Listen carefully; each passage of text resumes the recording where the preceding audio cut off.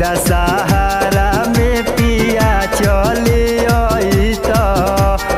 भलोनी भवानी माई के दर्शन करवइत संगही चलल जाई माई के दुआरवा राजा जी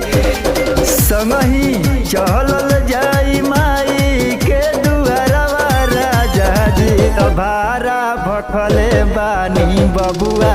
के मैहरवा राजा जी भारा भखले बानी बबुआ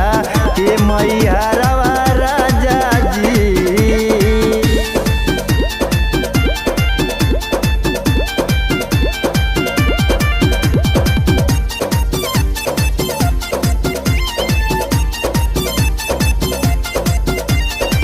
14 साल से नहिया के आसारा लगवनी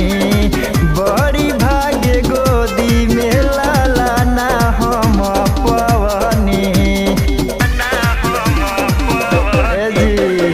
14 साल से नहिया के आसारा लगवनी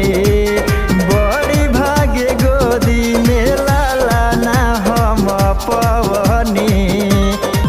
सैया सतेंद्र संगे चले दरबारवा राजा जी